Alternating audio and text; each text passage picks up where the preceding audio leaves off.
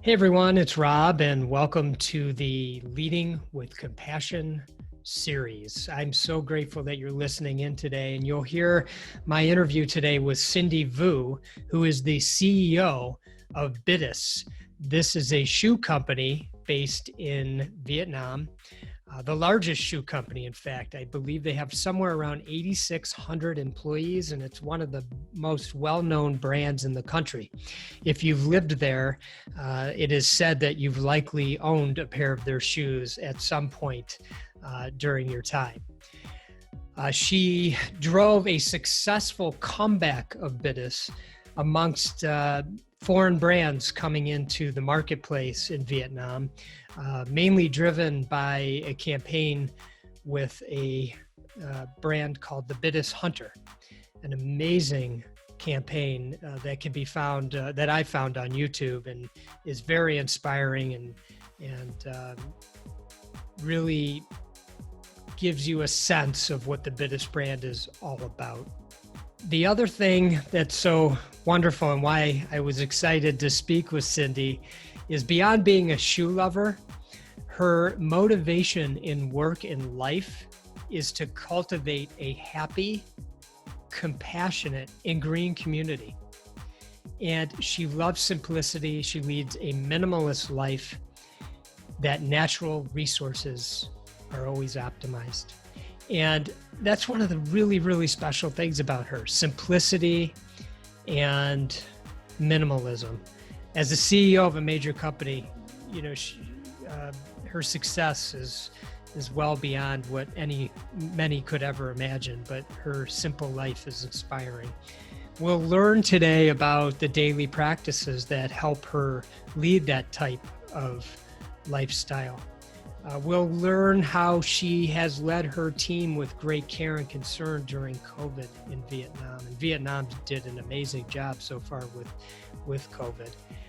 We will learn about how she implemented gross national happiness, which is a platform that originally was created in Bhutan to measure not just gross national product, but also to measure the happiness of society. And so now they are implementing that in businesses, and Bittis has done that with a program they call Happy Bittis. And so their reach goes well beyond shoes. Their reach goes into the community and helping to cultivate a happier society. So I hope you enjoy our conversation together. So without further ado, here is Cindy. Cindy, thank you so much for joining me on this special series on leading with compassion. I'm so grateful you've taken the time to join me today. Yes, um, thank you for inviting me, and I think it's my pleasure to join your series. I think Uh, it's a very interesting series. Yeah, so I feel very honored to join. a very special person connected us, Dr. To, who was also a guest on this podcast. And he shared about so many of the wonderful things that you're doing in your life and with your company, Bittis. But before we jump into some of those things, I read a favorite quote of yours, which I'd like to share with the audience, which is from His Holiness, the Dalai Lama. And it goes like this: "This is my simple religion. There is no need for temples, no need for complicated philosophy. Our own brain, our own heart is our temple. The philosophy is kindness." And I wondered what resonates so deeply with you about that quote. I think most important because, like, as a person, I looking for something very simple, and then when His Holiness Dalai Lama point out about the kindness, that the kindness toward others and toward ourselves and toward society, I think is very important. And in this today world, I think we really have to be very patient with ourselves, kind with ourselves, and also because we doing that to ourselves, then we can do with others. And also society needs this. We need a lot of patience to go through what we been through nowadays. I think that's most important.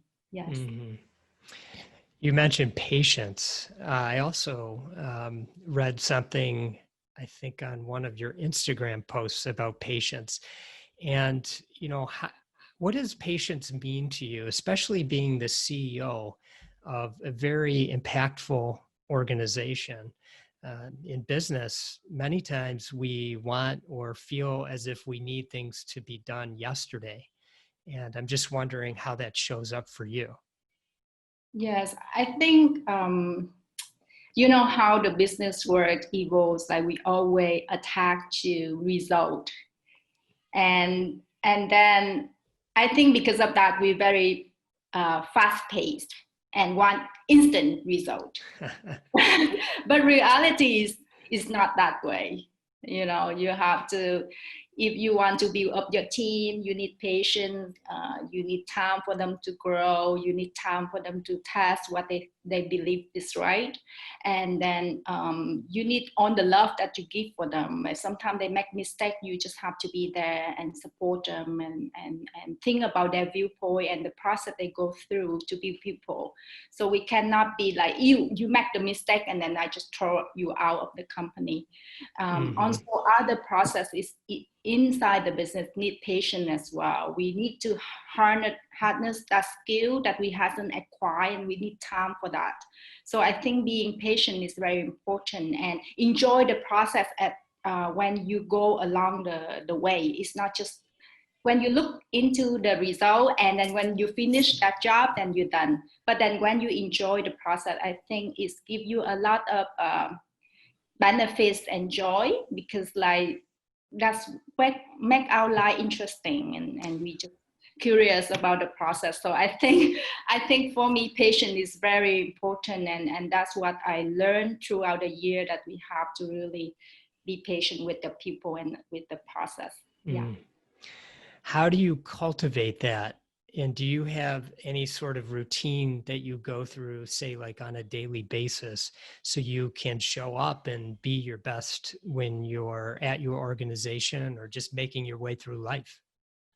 Yes, I think mostly important is the rhythm that we have, that our daily life is. So my rhythm is I wake up very early in the morning, about 5 a.m., and I do about 45 minutes of meditation. Then I go do some mindful movement, and then do some breathing, and then I prepare my breakfast, a very healthy and balanced breakfast. And then after that I go to work. So, and during the lunchtime I take some nap, because in Vietnam that we take napping in the middle of the day. So about 15 minutes of napping, I can do some total relaxation exercise. And also create a rhythm between the meeting. We always have at our company, we have 2 minutes of mindfulness together, that we sitting together before the meeting start, and we check in with each other how you feel that day. So the routine to me is very important to keep the energy alive, and to present our best and be present with everybody. Mm-hmm. Is there a certain type of meditation you do in the morning? I'm just breathe in and breathe out. I I think you know best. Yes, with the book you write. I think for me that practice is very good, because it's a good way to reconnect with ourselves. Mm-hmm. Yeah. Mm-hmm. And also like during the meditation, I can remind me about my motivation in life. Is to benefit all the sentient beings, and to remind me about the law of interdependence, to remind me what is impermanence, that we need to actually know that maybe this is the new day is just the last day of our life, so how to live it best. So this really help to strengthen the practice, that the mindfulness practice. Mm-hmm. Can you talk a bit about interdependence and how we are interdependent on each other globally, and just even beyond ourselves, but even maybe just the environment and our entire world? Yes, I think the COVID-19 is a perfect example of the law of interdependence that is Mm. manifest in our life. When the COVID-19, after I think after the holiday, like the Chinese New Year's, and we heard the news from China about the COVID-19, we think that it's just China problem. It's never get around the world. But then it's come to us very quick that it start spreading out, even in Vietnam, that we get affected, and other country, Korea, Taiwan, and then it's come to the West very fast. And that's really manifest the law of interdependence. And we are all in that together. It's not just alone one country. And I think we have to fight that together as well. Yeah. Mm-hmm. Yes. How has Vietnam done such a good job controlling the spread of COVID? Yes. I think a lot of people ask me this question. I just share my personal observation. I think firstly is that I feel Vietnamese, we really have trust in the government. So when they ask us to wear the mask, and that we just wear the mask. When they ask us to stay home, we stay home. We really obey what the society decided we need to do as a society. In a very cooperative way and supporting way. The second is that we know that our health system cannot cope with this if there is a big outbreak in our country. So to minimize that, we have to prevent it to be happened. And also the third thing is that our government, they really fast reacting to the situation and really ask for the collective effort of the whole country to help us to fight with coronavirus. Yeah. Were there specific things that you all had to do at Bittis to ensure the health and safety of your team members? Yes, we actually because we are in manufacturing, so even like when the government asked us to work from home, but in the manufacturing sector, we are allowed to go to work, and we have to take a measure that we measure the temperature of the people. If somebody's sick, we send them home. If somebody's sick, that we actually ask some people from how I say the local health. To come to help us, and also like take different measures inside the company, the manufacturing facility, to keep the distance about 2 meters.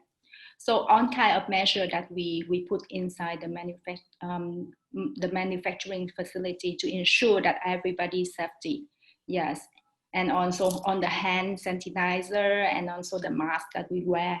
Yes, Mm-hmm. nobody protests about not wearing mask. Right. Everybody follows. Yes. Yes. But I think one of the good thing is that because in Vietnam, people driving the motorcycle, so we used to wear the mask. So we used to that. That is the benefit of us. That's so good. One of the things that I have found unique about you, about learning about you, especially being in a leadership position at an organization of your size, is that you describe yourself as simple happiness, truly a shoe lover, which of course, and then a promoter of the slow life. And I wanted to ask you about what simple happiness means. Okay, this I have to share because now that our company implement on GNH, a gross national happiness platform from Yes. Bhutan. So we learn about the happiness skills. So happiness for us is the strong connection with ourselves and with others and with the environment, the nature.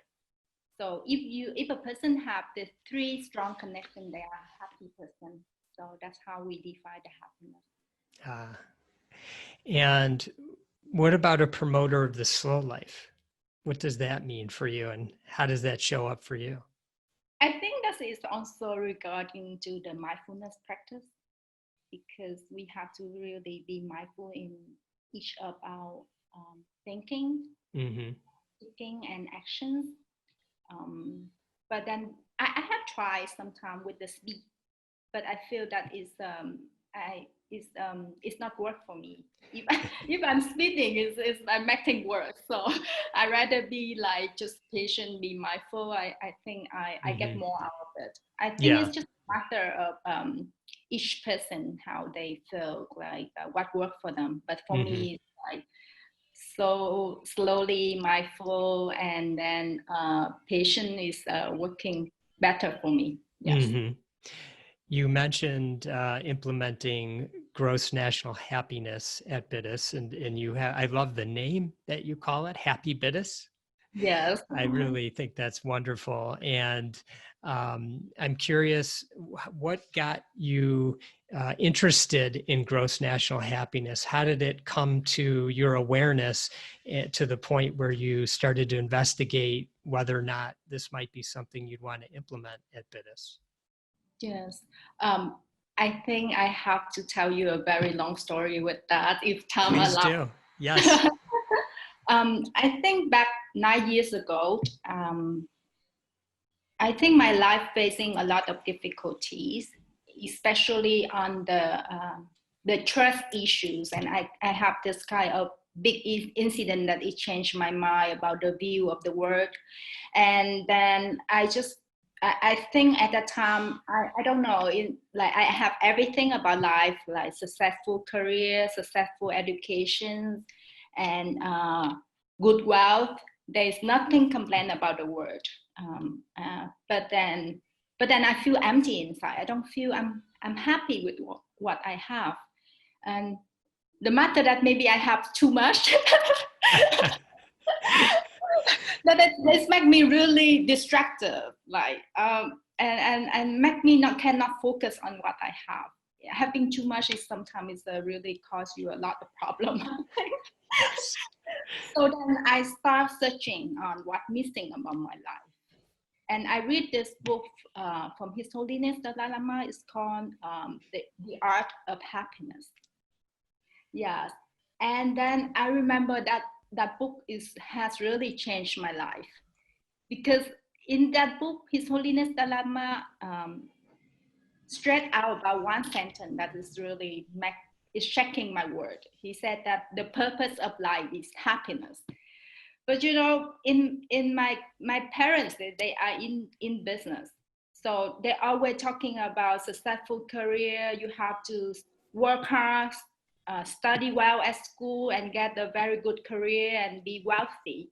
They never tell me that you should do something that makes you happy. And then now His Holiness tell me like the purpose of life is happiness. At that time I'm thinking, maybe this is for His Holiness, not for me, you know. Maybe like the purpose of life can be something else, be successful, and so then is this triggering me that is that what he says true, or is it just something that he just say it and it's just applied for him? Mm-hmm. So I start searching on happiness, and I came upon about gratefulness, and then I practice a lot of gratefulness and gratitude journals, and also like every day I write out about 10 things about what I'm grateful about my life, Mm. and create out it's out of a habit, and it's changed my life. It's make my life a little bit like getting better, because I come to appreciate the thing that I have. And then I came upon three things that His Holiness always talking about the happiness. And also Thích Nhất Hạnh, the Vietnamese Zen monk, he's also Mm-hmm. talking about happiness. And the third is that Bhutan, they measure the happiness. So I make my wish in my life that I have to meet these two persons, His Holiness Dalai Lama and Thích Nhất Hạnh. And also I have to go to Bhutan to see whether they're happy and how they measure the happiness as a country, because I think happiness is a very abstract thing. and as a country that they measure the level of their happiness is really intriguing me. So and I make my wish that this lifetime I have to make this 3 wishes. And at that time when I make the wish, I think it's very difficult to fulfill. There is no way that how you can meet His Holiness Dalai Lama and also Thầy Thích Nhất Hạnh, as he's very weak at that time. So, but then I think the universe really answered me. And in 2015, I got a chance to go to India to meet His Holiness Dalai Lama. And then in 2016, I went to Bhutan.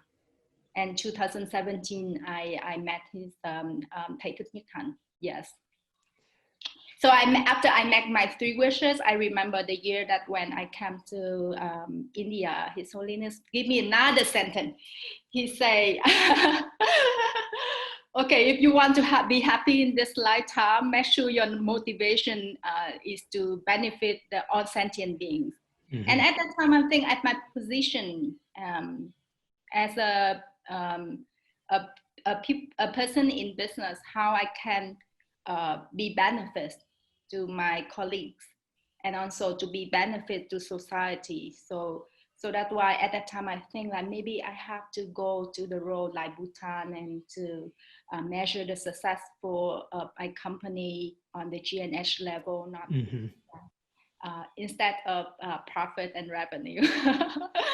Yes. So that's why I think at the time I'm thinking, okay, how I'm gonna go, how I'm gonna have a framework of G&H inside my company. I think at that time, that is the time that I feel to be very lucky as a Vietnamese, because Dr. Thor, he's former G&S Center, former director of G&S Center, is also half Vietnamese. Yes. And he's also have the peaceful bamboo yes. Center in Vietnam that take care of disability people. So that's why like when I asked him to help a Vietnamese company to implement G&H inside the company, he said yes immediately. And I feel so lucky because I couldn't imagine how I'm gonna make this connection between Bhutan and Vietnam. They seem very hopeless, Mm-hmm. And then when you look at the G&S system of Bhutan, it's not easy. I remember they have a lot of questionnaires, and when I came to Bhutan, I actually get on the document, but I'm just not figure it out how I'm gonna do it. But actually, right now, like now we have like the insider from G&S Center who helping create all of this to get the insight and to help to implement that for a company in Vietnam. I feel is I couldn't imagine what it's like. It's just like blessed with gratitude and yes. and how things evolve and how you make this wish and it's come to true life. Yeah. Dr. Thor mentioned that he believed that 2 of the best ways that we could bring more happiness to the world was through education and through business. And initially that surprised me when he said business. Education, I kind of could understand, but business. And then I thought more about it, and I thought it makes a lot of sense, because a person in your sort of position that has, what do you have, 8,500 or 9,000 employees almost now? Yes. And how many family members each one of them have, and when you think about the outreach that can happen through the actions that the company, in your case Bittis, takes, it can really be impactful. And I'm curious to know how Happy Bittis has served the employees and what you've noticed since you started to implement it. Yes. So I have to introduce a bit about the happiness project at Bittis, which we so-called is Happy Bittis. So basically there is 2 dimensions to work that. First is the happiness scale. we also have this quote as happy me, happy Bittis. So that's make sure that our colleague must be happy first, and then we can have a happy Bittis. Okay. Yeah. That's great. So yeah, one dimension is to learn about happiness skill.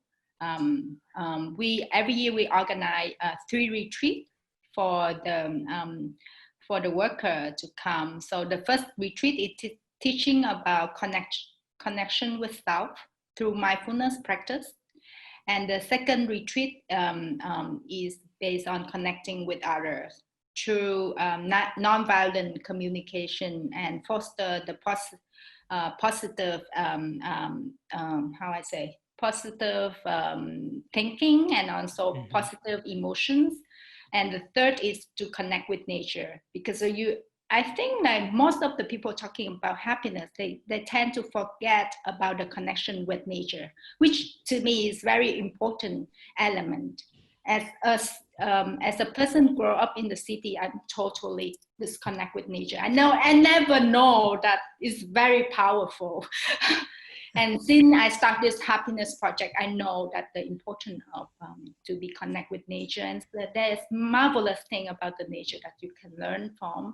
When you plant a tree and you see it grow every day, and then when it's come out with flower, with fruit, and it's just amazing how the nature provide you, Mother Earth provide you. So that is the dimension of inner dimensions of the person to learn about happiness skill. And then there is outer dimension is at the company level. We have to create the environment for the people to practice this happiness skills, and to create the framework to measure the success of the companies based on the happiness of our colleagues. Yes. So that has been we implement is we signed the first MOU with Dr. Cha in the 1st of May 2018, and now it's about 2 years already. But I think maybe like for me, I think I grow personally a lot, and I can see that from my colleague. They become more aware of their emotions. They more connect with themselves. They know what is what causing them the problem, what causing them the difficulty, and also they aware that now they really have to pay time for themselves, and also pay time for their family, instead of just going out with different kind of distractions. So, and also they aware how our Mother Earth need them to support and work with the Mother Earth, and not using plastic to destroy the environment, which to me is a very beneficial, because to me, I think Vietnamese like 2 years ago, they not really care about the environment. But then we can see a totally shift of the awareness of our people. And now it's to the norm that when we say reduce on plastic, nobody protested. Reduce in a plastic straw at our canteen, nobody, it's just so easy to get into. So I feel very happy to see the improvement of my colleagues when they go through this program, and also to myself as a person. Yeah. Initially, did any of the people at the company who were in leadership positions, did they have any resistance to it or skepticism, wondering why was this worth doing, and is it worth the time to do it? Yes. At the beginning, people wonder why she did this, because like at the business, people always talking about revenue and profit. Yeah. She's talking about happiness. It's what really is all this? It's really out of tune, but I think gradually they understand. They understand because is I think most importantly as a company is a community, and how we can live harmony as a community, and we have to learn how to get along with each other, which is very important. and the happiness skill help you on that. For a company to be successful, you need to have the collective effort of everybody, and then make sure that everybody on the same page. And this happiness skill, first thing is that they make you notice and aware of what inside you, whether it is a positive emotion that you currently have, or the negative emotion that you currently have, and the negative thinking toward others. And like your awareness sharpens, so you can recognize this right away, and you say, oh, this is something like my habituals. My habit is I have to change it. I have to look at the people, at the other person with a different lens. So things like that, making connections easier. And then also with nonviolent communication, compassion communication, that we actually have the difficult conversation that comes through. And then we know that we want to the benefit good for all of the participants, and also we take time to learn about the need, and also like the emotion that the other person have, and how to try to resolve and make sure the action that gonna meet each other needs, and to listen then the conflict. I think we're still in the progress. It's not easy, especially for myself. Sometimes I notice that this very subtle negative emotion inside me, and negative thinking, and it has been ingrained as a habit for many years. Yes. And you have to really get it off. So it's really take time. Yeah, but as a company, we allow that space for people to practice these things, which is important. Yeah. It's a life journey. It really isn't something that for most people you just do a few exercises and then you don't have negative emotions anymore. It takes time. And you know, I was thinking about all your team members, employees, and you know, let's say there's an entrepreneur or a business leader listening to this, and they have thousands and thousands of employees, and maybe manufacturing employees as well, as you do. What would you say to a person like that about, you know, that employee who does a certain task on a regular basis, and how that makes a difference, say like on I don't want to say you have an assembly line, because I don't know how you do your process, but you know, on the shop floor, so to speak, how does that make a difference in that environment? Yes, I remember with our first retreat, so the manager come back to the shop floor and ask people to do like two minutes of mindful standing, to be aware and present with everybody. That's just 2 minutes per day. And also when they start meeting, they have 2 minutes of to start the meeting. And also this is very cute. After work, they have the massage section.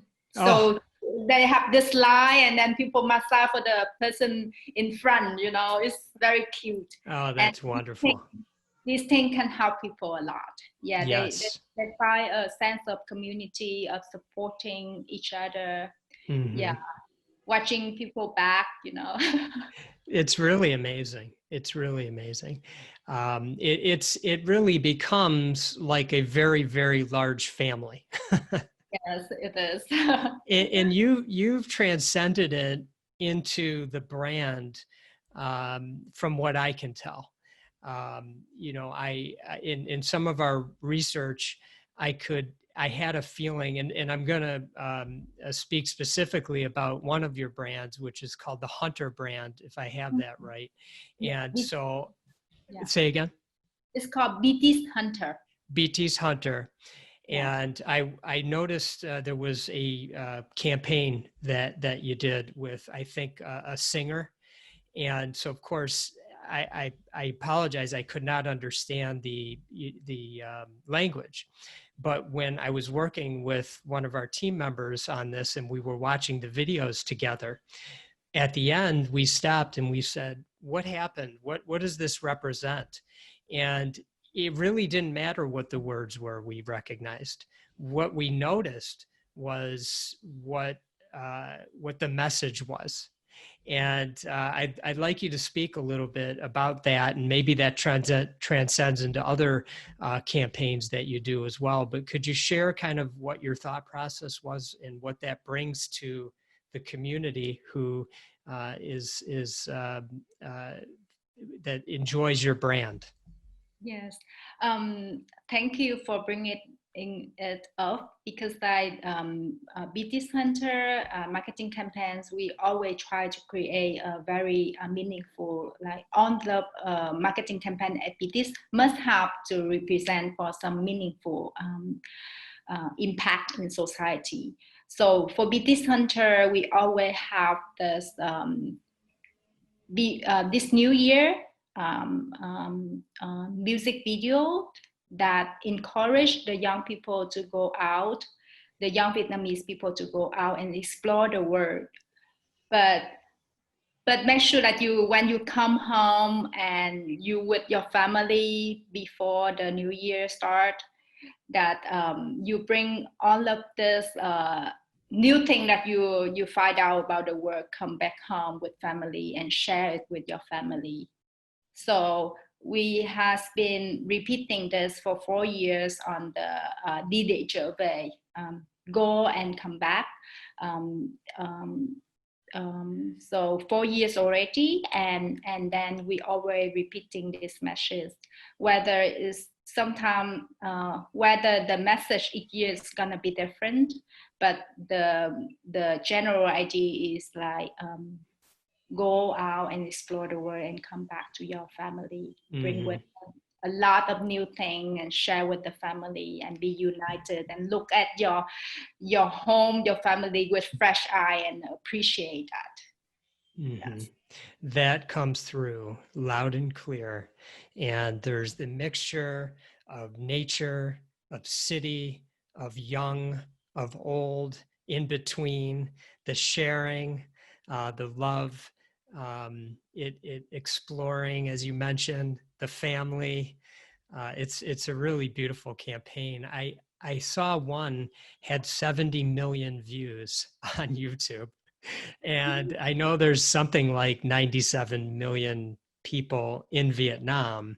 Now, maybe it wasn't 70 million Vietnamese, but nonetheless, do you look at those numbers and think to yourself, that's amazing how many people are viewing these? I think most importantly, people, can you hear me? Yes. Right. Yes. People really love the song, so they may repeat it over and over. Okay, it is good song. It is good.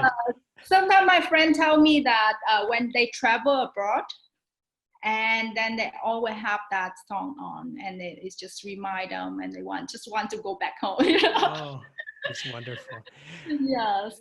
I read about another brand that you're building, and I may say the name wrong, so please correct me, but this is how it's going in my head. Is it Gosto? Yes, Gosto. G-O-S-T-O. Okay. And I love the symbolism that you use in the word. And can you talk a little bit about that brand? I think for Gosto and also for Bittis woman brand that we try to promote how I say the human progressiveness, especially in the woman sector, and then we create this platform to enable women to be the best as they can, and then to encourage mom to be side by side with their daughter, to be the best as they can be. So to us, it's very important to encourage the young people and the girls in Vietnam to try to push the limit. I think like Vietnamese women quite strong. And I saw a lot of like our CEO in my generation and a previous generation, very successful CEO, female Mm-hmm. CEO in Vietnam. And I think that is the very special things about Vietnam. And we find that it's our responsibility to encourage this and ask the mom to work together with children. Yeah. Mm-hmm. I read that it would be a dream to have Bittis as a global brand. And I'm hopeful that that happens because it does bring an energy of happiness to the communities. And I'm curious where your thoughts are at this point with that, and where you see your dream going. I think it's gonna be really through different strategies, and I think most importantly is what the message we carry out with the Bittis and what we represent.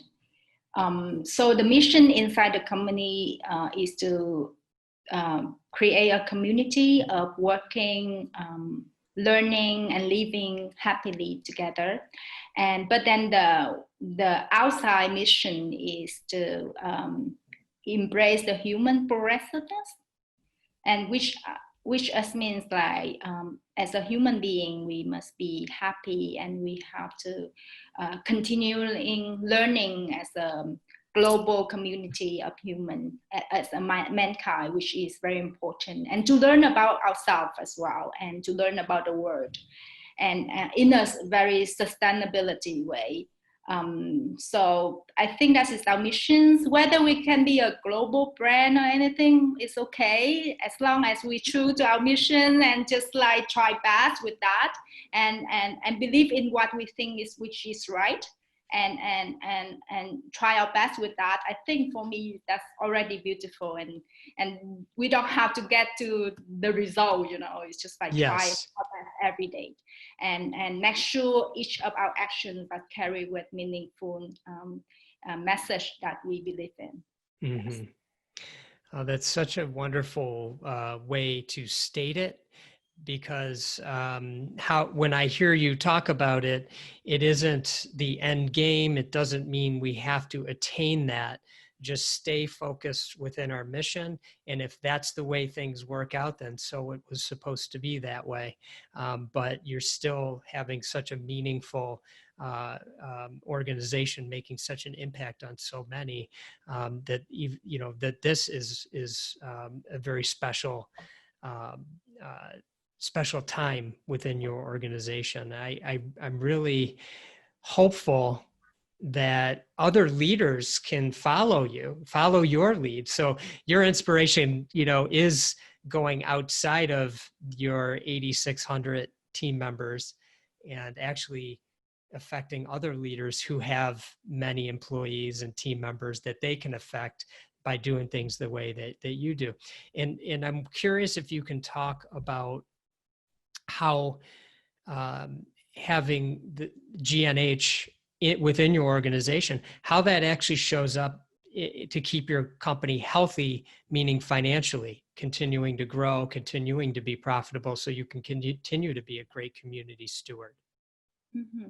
I think the GNH framework for us is very important. Mostly it keep our company in a very balance. There are 9 domains of the GNH, which is time use, standard of living, mental health, physical health, education, culture, environment, and good governance.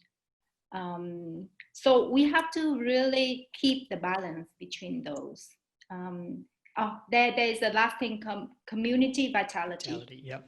Yeah, we have to really keep the balance between those. And it's not that one domain that we're gonna try like to have very high score and other domain is very low score. We have to really keep the balance to make the wheel moving. So as a framework, it's help us with the decision making.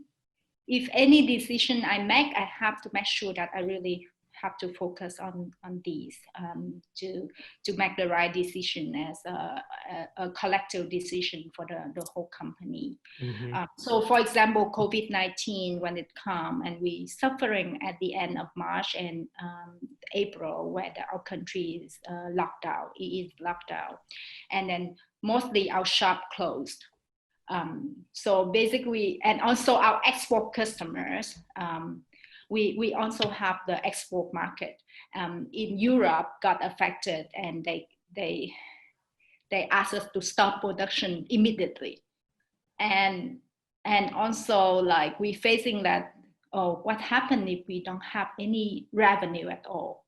We have no sales at all, and how we gonna keep these more than 8,000 people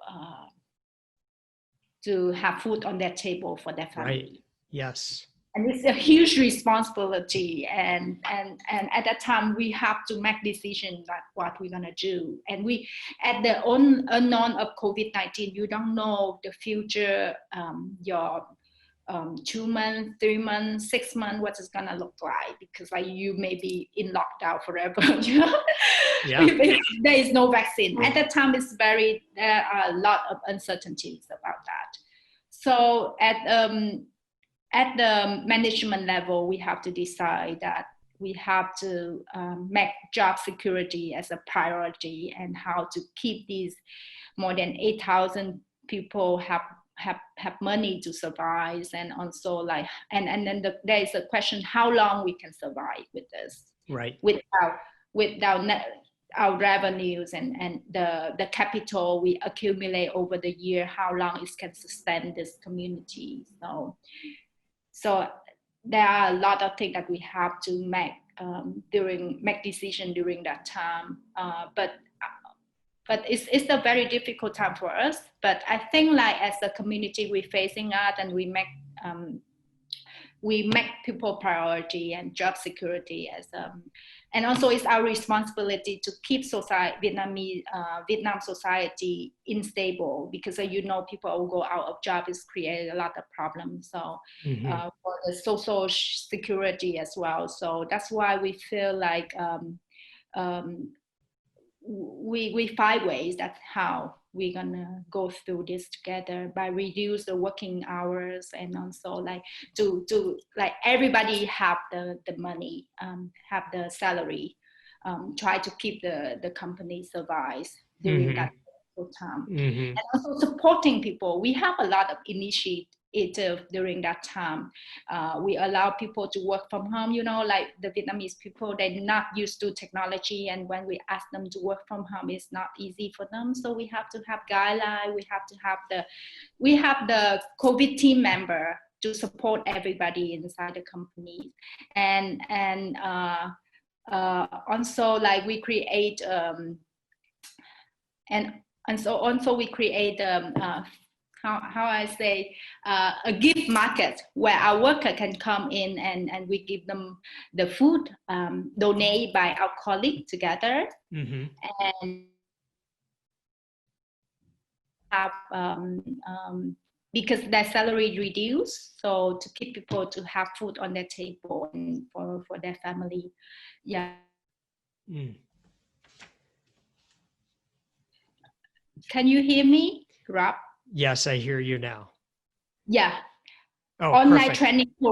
Yeah. Online training program, because we don't want to keep them out of work and have nothing to do at home. So we create a lot of training program on positive outlook, how to stay flexibility. Also, like I think there is a very interesting workshop that we do is on nutrition, to help people how to eat a balanced meal during this difficult time, and with little money. But then it's surprise to you that when you eat nutrition meal, you don't have to have a lot of money. You just have to know the right method how to eat. Yes. So, and also good parenting. We create a workshop on good parenting, because like work at home with the children can be a nightmare, That's I'm excellent. sure that you experience that. So Yeah. that's why we try to make people like still feel like at they're learning something while they Mm-hmm. stay home. So Mm-hmm. I really like the example that my friend described this COVID-19, how we react to that. Um, in one of her YouTube clips, she shared that so you have to think of three images. So the first image is like a band-aid, because like this creates a lot of uncertainty and also the harm to the people and the fear to the people. So you have to act as somebody to take care and with warm-heartedness, and also to put a bandage onto the scar that is causing.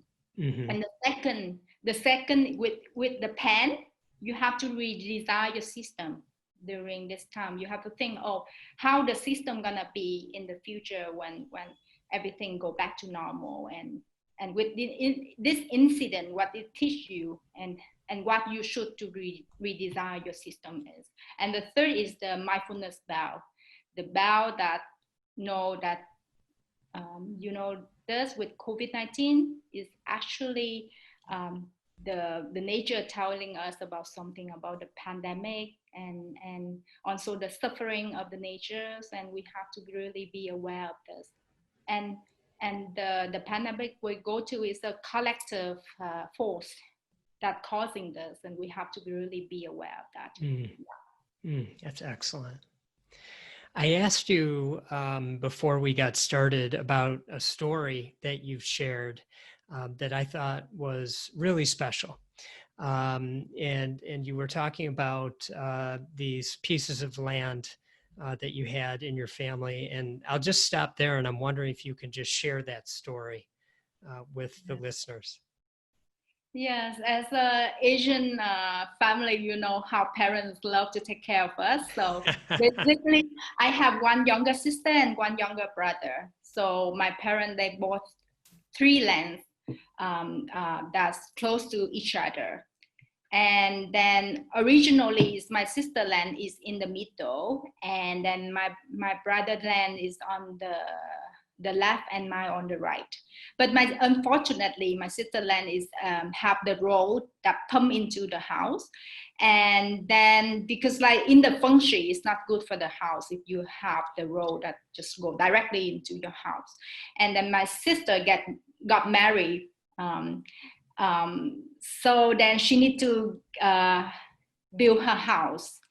But then the land, when she looked at that land, she feel not very comfortable with the land. So basically, she asked my brother to switch over for her. And then my brother, he has the middle land. But the middle land, like now he built a house. And then when he think of that, I'm just looking at it. I'm saying like, if my brother have the land in the middle, it's maybe not good for him. So I decided I'm gonna change the land for him. So my land is now in the middle, and I make the decision that I'm gonna have make the garden for my nephews to play with. Which I think is in a harmony with everybody, my brother and my sister, and then the middle land is the garden for like both of them, and I feel it's a gift to them as well. Yeah. Yes.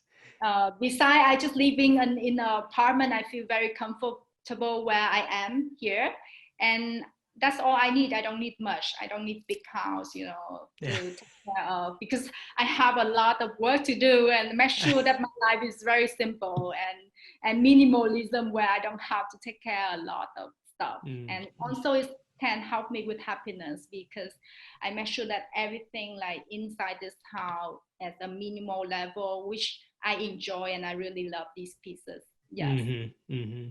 It's all meaningful to you, and it's a special way to go through life. And I think you've taught me and those listening so much about how we can lead ourselves through life. So it doesn't really mean we have to be running a large organization like you are.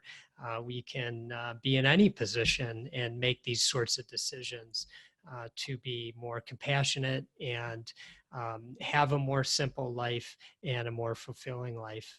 Thank you so much for sharing all of this with us today and for spending time with me, Cindy. I so appreciate it. And all of our patience with the technology. As I mentioned earlier, it's just such a pleasure to be able to see you. And so we'll have to deal with the, uh, little glitches now and again. So. Yes. Thank you, Rob. I'm so enjoy with your interview, and I think you really inspire me because during this difficult time that we actually can carry out this interview, this is really amazing with the technology, and we make use of our time and yeah. Yes. I really appreciate that. Well, thank you so much for joining me. And to all those listening, thank you for spending time. We know it's valuable, and I wish you all much love and gratitude. Thank you, Cindy. Thank you, Rob.